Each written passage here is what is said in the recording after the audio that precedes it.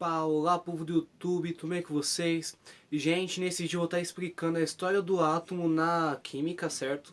Então eu vou estar envolvendo duas matérias, tanto química e história, finalmente falando pela primeira vez ambos, né?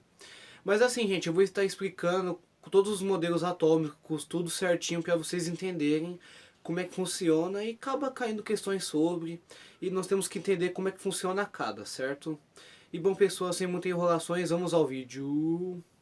Pessoas, começando pelo começo, a gente vai estar falando da antiguidade, certo? Que no caso é o Demócrito, que é o primeiro filósofo a falar sobre esse tema. Que assim, para responder as questões do que as coisas são feitas, ou qual a menor parte de qualquer matéria, tanto uma bola, tanto uma madeira, qualquer tipo de coisa, ele acabou pensando, e pensando muito. Ele chegou no ponto que tem uma matéria aqui, certo? Qualquer matéria. Vamos pegar um exemplo, um pedaço de papel, certo? E assim, você não repara que a gente vai repartindo cada vez mais? Ó, a gente está repartindo o papel, certo? E assim, a gente vai pensar no ponto que vai chegar a repartir tanto que no caso souber uma coisa minúscula, que é uma coisa tão pequena que não vai dar para ser repartida, porque ela é muito pequena mesmo. E assim, o Demócrito acabou pensando no que?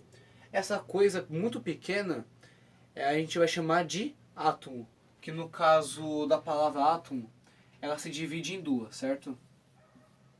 Que no caso o A é o não, certo? E o tomo, que seria tomos, né? Seria divisíveis, ou seja, não é divisíveis.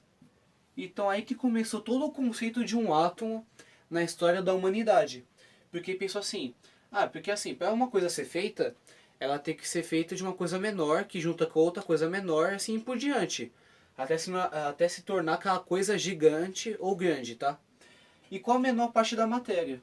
Então ele juntou uma pergunta com a outra e acabou pensando, peraí, se eu repartir uma coisa e repartir, e assim por diante, vai ser uma coisa tão pequena que a gente vai acabar chamando ela de átomo, porque não dá para dividir, porque é tão pequena que é impossível, porque ela é pequena demais, tá? Ressaltando esse ponto, ok? E assim, saindo da antiguidade, a gente vai levar no outro ponto, certo? Que na Idade Moderna vai chegar um cara chamado Dalton. E esse cara vai chegar falando desses experimentos de Demócrito, porque ele está falando de experimentos químicos, ele teve que entender cada vez mais como é que funciona o átomo para resolver seus experimentos químicos. Que no caso a gente vai chamar o átomo dele de uma esfera, certo? Indivisível e única, que forma qualquer coisa. Lembrando que cada material tem um átomo diferente. E assim, ele acaba chamando isso de átomo, que é uma esfera que não dá para cortar, que ela é uniforme, ou seja, ela é feita de um material só, tá? Um material só em tudo. E esse é basicamente o átomo de Dalton. E bom, para a gente continuar, eu vou ter que cortar o vídeo. E assim vamos para a segunda parte do que é o átomo. Assim, gente, continuar a história dos átomos. Eu fiz um esquema aqui para vocês olharem de uma maneira muito simples de como demonstrar cada um. O exemplo, o de Dalton é uma bola de sinuca. Por quê? Porque é uma bolinha, certo? Indivisível e que ela é feita de um material só. Lembrando a bolinha de sinuca, certo? E assim, continuando, eu vou estar falando sobre o J. Thomson, que chegou com o passar do tempo e pensou, peraí, o átomo ele acaba fazendo cargas positivas e negativas por conta de um raio, por conta do caso da pilha e assim por diante. E queria entender como que a eletrização funciona. Então ele pensou assim, então peraí, o átomo tem cargas positivas e negativas para fazer a troca de elétrons e assim por diante. Então ele pensou assim, o átomo é positivo e o elétron é negativo. Então, ou seja, é o átomo todo, certo? Cheio de bolinhas negativas que seriam os elétrons. Porque assim, o positivo atrai o negativo, por isso que é colado. E aí chegou o nome de pudim de passas. Por quê? Porque o próprio átomo é positivo, certo? Só que várias bolinhas negativas. Aí lembra um pudim cheio de passas ou um pudim de flocos. E assim por diante. Então esse aqui seria o evento número 2, que seria o Thomson. Pudim de passas. E por fim, chegando ao Rutherford, que seria o terceiro, Ele foi fazer um experimento que pegou uma barrinha de ouro, certo?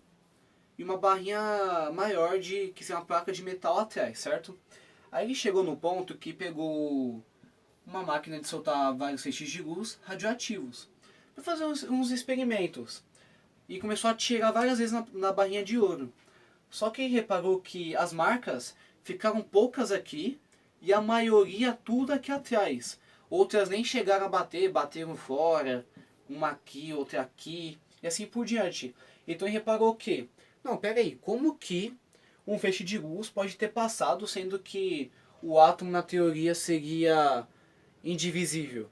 Então ele chegou no ponto que, não, pera aí, o átomo ele deve ter uma camada vazia, porque o tiro, vamos pegar um exemplo aqui, tá tirando, certo? Opa, passou, tá varando tudo, então tá passando tudo aqui atrás.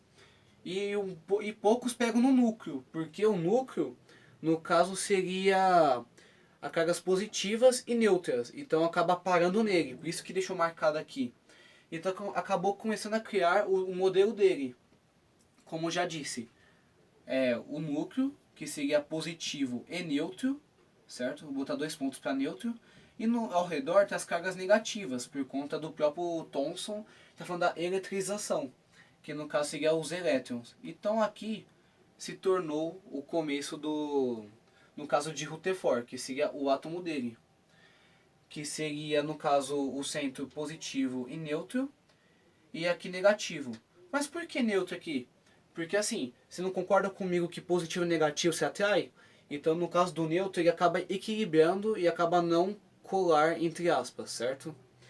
E bom, esse é o caso de Rutherford, que no caso ele começou a desenvolver um modelo que o átomo é vazio e acabou introduzindo os nêutrons. Ou seja, eu vou botar aqui nêutrons, certo? Que acabou de botar aqui. No caso ele acabou botando o átomo aqui e aqui a bolinha, certo? Para demonstrar ele. E chegou o Bohr e acabou melhorando o modelo de Rutherford com vários anos de estudo, fazendo com que o átomo dele seja... Ele adicionou o quê? Que o átomo tem várias camadas de elétrons, que no caso aqui seria positivo e neutro, e no caso tem várias camadas, que seria o K, o L, o M, o N e o O. Por quê? Porque quando um átomo acaba emitindo energia, tanto energia radiativa, tanto energias, ele acaba mudando de cor. E assim, os elétrons acabam mudando de uma camada para outra. E assim ele acabou pensando, não, peraí, como é que um átomo, sendo que só tem uma camada, vai emitir energia? Ele pensou, fez vários experimentos e chegou no ponto que um átomo tem cerca de várias camadas, que seria o K, o L, o M, o N, o O, o P e o Q, tá? Então no caso seria 1, 2, 3, 4, 5, 6, 7. 7 camadas e o núcleo. Porque assim, se ele faz troca de elétrons, então ele vai trocando uma camada com a outra e assim variando. Lembrando que esse tem que botar um adendo muito mais dentro. E acabou chegando na questão que, já que um átomo acaba emitindo energia e acaba mudando de camada sempre, então se ele emitir sempre a mesma energia, então quer dizer que o átomo vai chegar dentro do núcleo ou vai sair para fora, e essa questão acabou não conseguindo responder. E chegou no ponto que chegou um novo cientista, certo? E acabou respondendo essa questão, que no caso seria a nuvem eletrônica. Só que a gente não vai falar sobre por quê. Porque isso não cai em vestibulares atualmente. E também porque a história acaba sendo muito mais complexa e tem que explicar mais detalhadamente, ok? Mas assim, o que cai normalmente em prova são esses 1, 2, 3, 4, mais o Demócrito que vai ser 5. E assim, pessoas, ressaltando os pontos importantes do vídeo, a gente vai estar falando sobre o Dalton, que seria a bola de sinuca, certo? Que no caso o átomo é indivisível e é feito de um material só. O J. Thomson, no caso vai falar do pudim de passas, que no caso surgiu o próton e o elétron, ok? Que no caso o próton é o centro e o elétron ele está grudado no próton.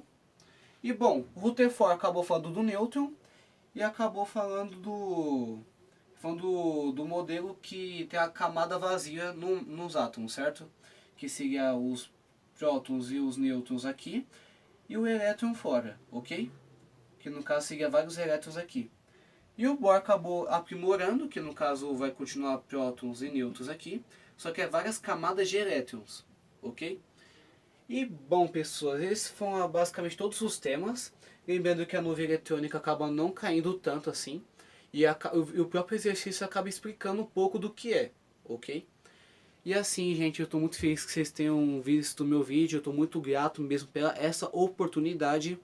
Gente, vão comentando aqui no comentário, falando, ah, eu gostei, ah, eu não gostei, por quê, e assim por diante. Vários temas de vídeo, falando de matemática, ciências, biologia, isso vai de vocês, ok? Vocês vão pedindo, vão anotando, fazendo de pouco em pouco, tá bom? E bom, pessoas, estou muito grato por essa oportunidade, porque não é só pra mim, é pra vocês também, tá? E assim, estou muito feliz, assim, eu estou engatando o canal, vocês estão estudando cada vez mais, isso me deixa muito feliz mesmo, tá? E assim, gente, muito obrigado por tudo e até a próxima.